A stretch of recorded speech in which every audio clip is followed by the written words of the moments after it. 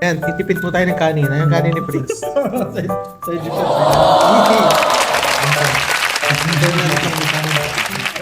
na. Dapat wala ko isang Alright, so ayun, what's up? So another video na naman na i-upload natin. And today, special day ngayon, ano? Kasi ngayong araw na to, ito yung araw na promise ko sa kanila na ititreat ko sila ngayon sa Only Wings. Ayan, so nagre-ready na nga tayo. So kinuha natin yung sasakyan. Ayan, so yung mga bata, excited na yan sila. So dadaanan natin sila dun sa tabing kalsada to pick them up. Ayan, so lumabas na tayo ng garahe, no? So isa to sa mga excited kasi alam nyo, natapos sila kagabi ng paglalaro ay 2 AM na. So 4 AM na daw sila natulog kasi iniisip nila kung ano daw yung kakainin namin. So sabi ko naman sa kanila Only Wings, so hindi pa daw sila nakakakain doon. So isa sa mga bagay na nagpa-excited sa akin kasi syempre first time ng mga bata na kumain sa Only Wings. Ayan, so kasama natin yung si Prince, ayan, si Xiongli. Alright, ayan, si Daryl, si Shitong, at saka si Tantan. Sa ito, sinama ko na rin tong batang to, si Cholo.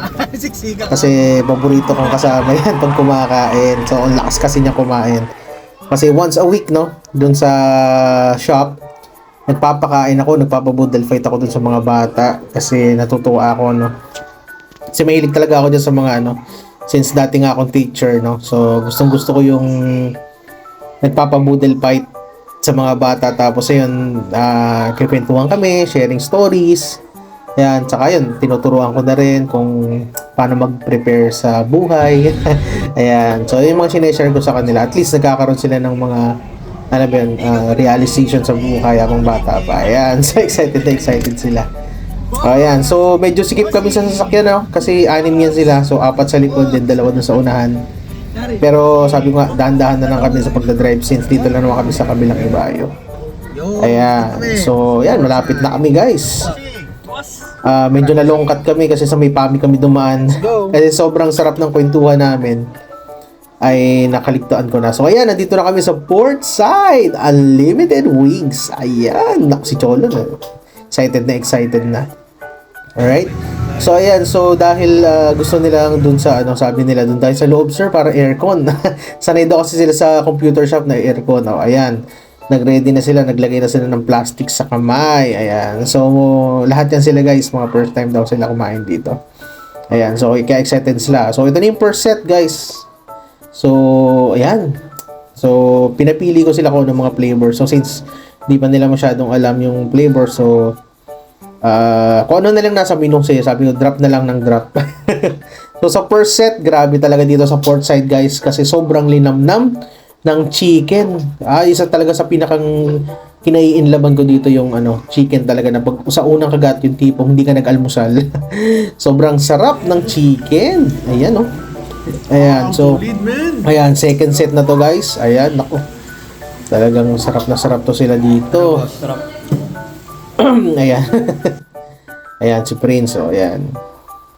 So, ayan. So, pa-third set na tayo. Ayan, naubos na. So, ang waiting time nga pala dito ng serving, no? 15 minutes. So, kailangan mo talaga magantay. Ayan, so third set na yan. Ginaganahan na sila. Pero mamaya, pang fourth set, talagang ano yan, busog na yan sila. Okay ka lang? No? Kasi alam nyo, pag kahit unlimited siya, ramdam mo na ano eh. Third set, no? Third set na May yan. umay talaga pag chicken. Pero yun nga, kagandahan dyan kasi unlimited talaga siya. So, yun, sobrang sarap ng ganyan guys, no? Kasi nakapag-share ako ng blessings dun sa mga top players. So, bakit ba sila na-treat ng unli?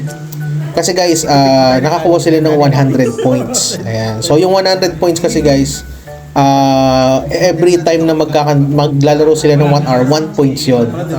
So, pwede nilang i-redeem yun every time. So, pag naka 100 points sila, so 7 hours yun. Okay? So, 7 hours din yun kung i-redeem nila. So, that's it guys. So, yun, balik ulit tayo sa original routine natin dito sa business natin. And, it's always feels good to give, no, than to receive. So, always find ways, no, kung paano tayo magiging giver, not receiver sa buhay natin. So, payo ko lang sa lahat, no? Start your own business at napakaganda talaga na meron tayong sariling business na matatawag natin sariling atin dahil dito natin madi-discover kung paano natin palalaguin yung sarili natin. Bye!